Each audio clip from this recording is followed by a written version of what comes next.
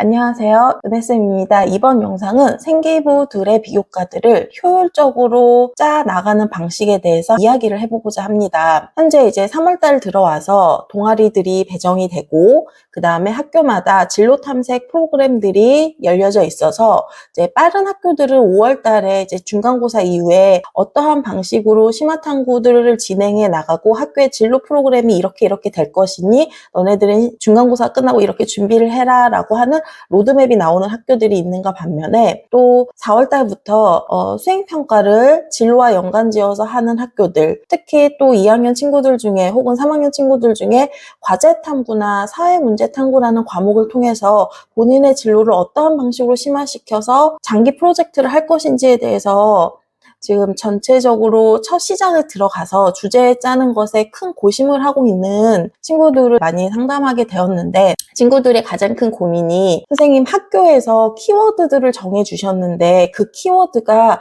저의 전공과 맞지 않아서 억지로 저의 전공과 맞춰서 해야 될까요? 아니면 저의 전공과는 상관없지만 그 키워드에 맞는 아주 적합하고 창의적인 주제로 해야 될까요? 라는 궁금증이 제일 많았고, 두 번째로는 선생님 저의 생기부를 모두 다 저의 진로에 쭉 맞춰서 정리하는 게 과연 좋을까요? 그렇다 보면 너무나 비슷한 이야기들이 많아서 생기부가 단조로울까봐 걱정이에요 라고 하는 친구들이 있고, 또 선생님 저는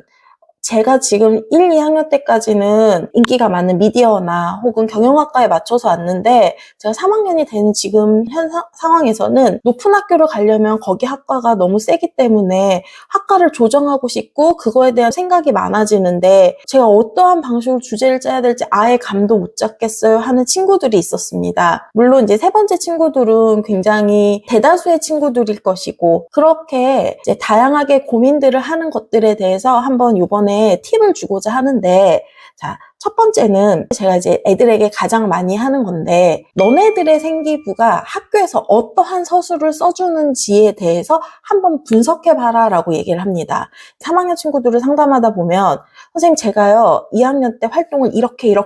엄청 되게 복잡하고 다양하게 했는데 생기부에는요 선생님이 뭉뚱그려서 딱 한 줄 써주셨어요. 그래서 너무 속상해요 라는 친구들이 있는가 반면에 어머니들이 선생님 전문가지 않은 제가 봐도 우리 아이의 생기부가 나열식이고 특별한 게 없는 것 같아요 라고 하시는 분들이 있습니다. 이런 학교들은 대다수 교과 세특을 써줄 때 이 아이의 보고서나 이 아이가 한 탐구 활동의 그 과정에 주목해서 써주기보다는 전체적인 주제, 어떠한 책을 읽었고 어떠한 생각을 해서 탐구 동기, 그래서 이 아이가 배운 점, 요 세 가지의 맥락에 맞춰서 써주는 학교들이 그렇게 생기부의 서술이 훌륭하다고 생각하지 않는 학교들인데, 이런 학교들의 서술을 갖고 있는 학생들은 반드시 제목을 좀 더 재미있고 창의적으로 짤 것을 제안합니다. 예를 들어 이제 제가 계속 상담했던 친구들인데, 친구들이 애초에 생기부의 심화탐구 보고서를 작성할 때 너무나 구체적이지 않고 추상적인 제목을 따서 그 제목에서 풍기는 이미지로 이 친구가 그냥 신문이나 혹은 블로그의 자료들을 모아서 탐구 보고서를 썼구나라고 유추가 되게끔 만드는 친구들이 간혹 있습니다. 예를 들어 이제 경영학과 친구들이 정부의 경제 정책이 대기업에 미치는 영향이라는 방식으로 작성을 했는데, 만약에 이렇게 작성된 주제 탐구면 대학에서는 정부의 경제 정책이 엄청나게 많은데 그게 어떠한 대기업에 어떠한 영향을 미치는지에 대해서 되게 포괄적인 주제를 짰구나라고 예상할 수 있습니다. 왜냐하면 정부가 갖고 있는 경제 정책은 통화 정책뿐만이 아니라 지원 정책, 재정 정책, 혹은 물가 안정 정책 엄청나게 많은데 이 정책들 중에서 어떠한 산업에 분포하는 기업에게 미쳤다라고 하는지에 대한 명확성이 없기 때문에 그냥 평범하고 추상적인 이야기를 했구나라고 해서 제목에서부터 주제 탐구의 매력도가 떨어지는 경우가 많습니다. 그래서 제가 주로 애들에게 권유하는 주제 같은 경우는, 만약에 정부의 경제 정책이라고 하지 말고 고물가 환율에서 정부의 물가 안정 정책으로 인한 남영값 인하 정책이 신자유주의를 추구하는 시장 경제에 혹은 대기업의 기업 방향에 어떠한 영향을 미치는가 라는 식으로 정부의 경제 정책 중에서 일부 하나를 떼오고 그 다음에 여러 기업들 산업의 구조 중에 일부 하나를 떼와서 그 추상적이고 포괄적인 이야기를 하는 것이 아니라 환율에서 왜 정부는 물가 안정 정책을 해야 되고 물가 안정 정책은 어떠한 방식으로 이루어져야 되고 그 물가 안정 방식이 왜 자유 경쟁을 원하고 시장의 효율성을 원하는 기업의 라면값이나 이런 것들을 인상하지 못하게 하는 정책이 어떠한 폐해를 가져올지 혹은 어떠한 장점이 있을지에 대해서 데이터로 분석하는 이야기들을 정리한다면 이 친구는 본인이 했던 그 얘기보다 훨씬 더 좋은 소재의 이야기를 정리할 수 있을 것 같습니다. 이런 식으로 어떠한 주제를 짤 때 너무나 포괄적이고 ESG 기업 경영에 대한 분석 이런 것이 아니라 ESG 평가 요소 중 혹은 지배구조 개선을 위한 엔터 기업의 재무제표를 통해 본 평가 요인에 대한 분석 이런 식으로 대상을 축소시키고 그 축소시킨 대상에 대한 평가와 분석의 방법이 데이터를 활용하다든지 아니면 논문 속에서 어떠한 주장이 어떠한 논리들이 어떠한 과정으로 합당성을 갖고 있는지에 대한 그 전문가들의 의견들을 종합해서 문서 데이터로 분석한다든지 이런 식의 내용들을 짜는 것이 좋습니다. 다시 말해서 생기부의 서술이 그렇게 훌륭하지 않은 학교라면 우선 제목을 구체적이고 창의적이며 현재 가장 관심 있어 하는 이슈에 대해서 분석하는 내용들로 주제를 짜는 것이 매우 좋을 것 같고 그 다음에 이것도 하나의 팁인데 학교에서 만약에 생기부들을 선생님들이 써주실 때 주제가 들어가 있지 않다면 이렇게 주제를 좀 더 구체적이며 재미있게 짜서 선생님 제목만이라도 생기부에 넣어주세요. 주제탐구 보고서 제목을 많이 넣어주세요 라고 이야기를 해주는 게 좋습니다. 두 번째로 학교에 생기부의 서술이 매우 훌륭한 학교들이 있습니다. 이런 친구들은 어떠한 식이냐면 어떠한 탐구 과정에 흥미를 느껴서 어떠한 분야들을 어떤 자료들을 활용해서 어떻게 내가 근거를 찾아 이 결론을 도출했는지에 대한 사고의 과정을 보여주는 생기부들이 있습니다. 특히 외고 특목고들이 그런 경우가 많고 과학고 친구들이나 자사고 친구들에서도 그러한 부분들을 굉장히 많이 느낄 수 있고 학교 선생님들이 이제 자기평가서라고 이제 애들 흔히 말해서 자평서라고 하는데 자평서나 교과 세트를 받아서 이 친구가 어디에 초점을 맞춰서 주제 탐구를 했는지 혹은 수행평가를 했는지를 선생님들이 면밀히 생기부에 반영하는 학교인 경우에는 주제가 평범해도 되지만 그것을 탐구해 나가는 과정이 조금 신선하다든지 그 다음에 주제를 화려하게 써서 수행평가에 주제에 대한 것으로 해결해서 탐구의 과정이 조금은 평범하고 논문에 있는 내용들을 요약 분석했다라고 해도 주제에 대한 이야기들에 눈이 확 가게 만드는 주제 이 두 가지 전략을 세우면 생기부를 굉장히 효율적으로 다룰 수 있습니다. 다시 이야기하자면 생기부의 서술이 굉장히 좋은 학교라면 이 학교 친구들은 내가 킬러 컨텐츠를 담을 곳은 주제가 좀 덜 화려하더라도 혹은 주제가 화려해도 더 좋고 이때는 탐구의 과정을 어떠한 방식으로 과학적으로 분석해낼 것인가를 고민하면서 나머지 생기부들의 주제 탐구도 모두 다 그렇게 힘을 빼면 공부할 시간이 줄어드니까 학교에서 간단하게 하는 수행평가나 진로에 관련된 발표나 세특 발표 같은 경우에는 주제를 눈에 확 띄게 써갖고서는 이 친구가 자기 진로에 대한 모든 이슈들을 현재 나온 이슈들을 굉장히 잘 따라붙고 있구나라는 느낌이 들게끔 혹은 이 친구가 주제를 선정하는데 꽤 고민을 좀 했겠는걸 그래서 성실성이 보여라는 부분에 점수를 딸 수 있게끔 그렇게 투트랙 전략으로 가야지 생기부를 보다 더 효율적으로 자신의 공부 시간을 만들어가면서 생기부들을 작성해 나갈 수 있습니다. 아까 전에 말했던 진로의 명확성이 떨어진다던가 현재 선생님 진로가 없어요. 진로를 생각하기엔 머리에 너무 아파요. 근데 생기부는 어떤 주제로 해야 되죠? 라고 하는 친구라든지 선생님 제가 지금 생기부를 정리한 거는 인기가 좋은 학과인데 막상 제가 가려고 하는 학과는 학과를 좀 변경해갖고서는 좀 좋은 학교로 가는 방법, 이 두 개의 전략을 사용하고 싶어요 라고 하는 친구들은 일단은 두 개의 전략을 사용할 수 있게끔 주제를 선정하는 게 좋은데, 이게 가장 어려운 부분인데, 이과 친구들 같은 경우는 일단은 어떠한 실험 탐구나 이런 거에 모두 다 데이터를 갖다 집어넣어서 데이터를 분석한다든지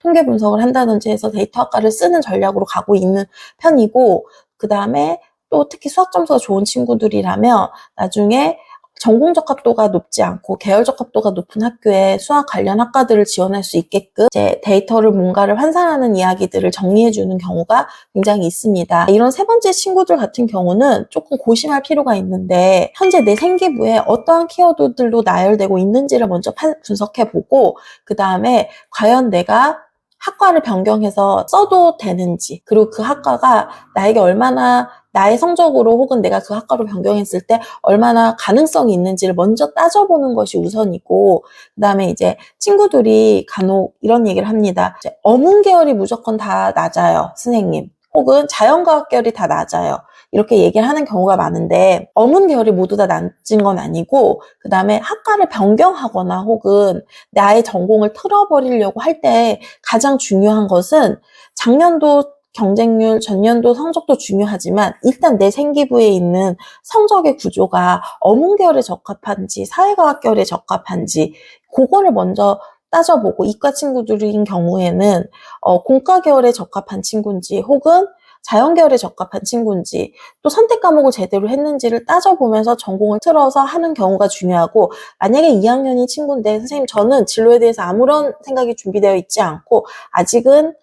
진로를 정하기 쉽지 않아요 라고 하는 친구들은 시사적이고 현재 본인이 재밌어하는 과학기술에 대해 생기부에 넣으면 되게 그것이 교과 과목과 융합되면 굉장히 좋습니다. 그래서 중간고사 이후에 내가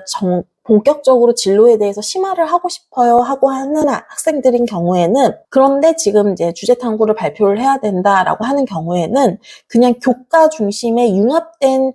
개념들을 소개하고 그것을 기술과 엮는 방법, 혹은 교과의 내용들 중에서 문과 친구들은 시사적인 것들을 갖다 집어넣어서 발표하는 방법으로 일단은 중간고사까지를 보고, 중간고사 이후로 과연 내가 어떠한 방식으로 심화탐구 주제들을 만들어 나가야 될지에 대해서 고민해야 됩니다. 아이들이 생기부를 작성할 때 이제 그런 고민들이 되게 많습니다. 선생님, 생기부를요 모두 다 저희 전공에 맞춰서 넣어야 돼요 라고 하는데, 상위권 대학교들에서는 그렇진 않아도 됐던 것 같습니다. 물론 일부의 학교에서는 전공적합도에 굉장히 예민하게 보는 학교들도 있지만, 현재의 트렌드는 이 친구가 전공에 대해 얼마나 깊숙한 지식을 갖고 있는지 보다는 전공에 대한 관심이 얼마나 지속적이며 그 다음에 얼마나 고민하고 있는지에 대한 고민성을 보여주는 거, 그 다음에 이게 좀 중요한데, 생기부의 사고의 과정들에 대해서 굉장히 연밀하게 보는 것 같습니다. 그래서 또 친구들 걱정하는 게, 쌤 1, 2학년 주제들을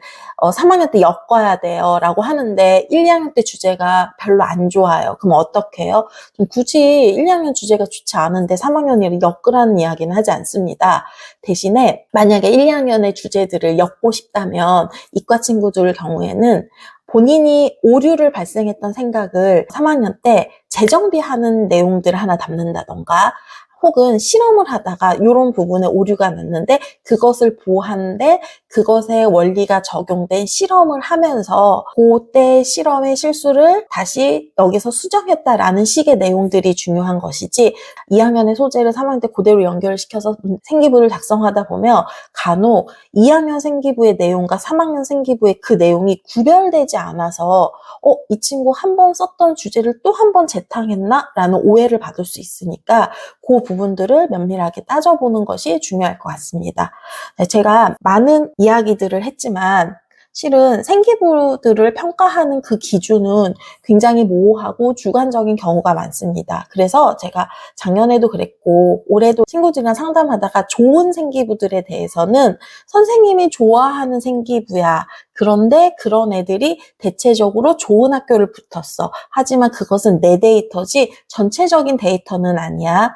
선생님이 생각하는 것은 너의 생기부에는 매력적인 소재는 없는 것 같아. 그렇지만 생기부를 잘못 챙겼다는 건 아니야. 열심히는 챙겼어. 하지만 특징이 없으니 3학년 때는 특징이 있는 요소, 요런 요소들을 넣어서 생기부를 심화시켜 나갔으면 좋겠어. 또 생기부들을 전혀 챙기지 않은 친구들은 이제 세특의 그 양도 부족하고 생기부들만 봐도 이 친구 학교 생활에 굉장히 열심히 하지 않았다는 게 느껴질 정도로 생기부들이 별게 안 채워진 친구들에게는 너도 솔직히 생기부를 챙긴 건 아니잖아 라고 하면 보통 애들이 네 맞아요 라고 이야기를 합니다. 그러면 아주 기본부터 지금은 챙겨나가고 그 기본에다가 뭔가 매력적인 요소를 더하는 방식으로 디벨롭 했으면 좋겠어 라고 이야기를 합니다. 이렇듯 생기부에 대한 평가 요소는 어떠한 컨설팅 선생님들마다 그 기준이 다 다르고 그것을 절대적으로 받아들일 필요는 없지만 그래도 면접 때 가서 생기부들을 쭉 이야기하거나 혹은 내가 진로 계획이나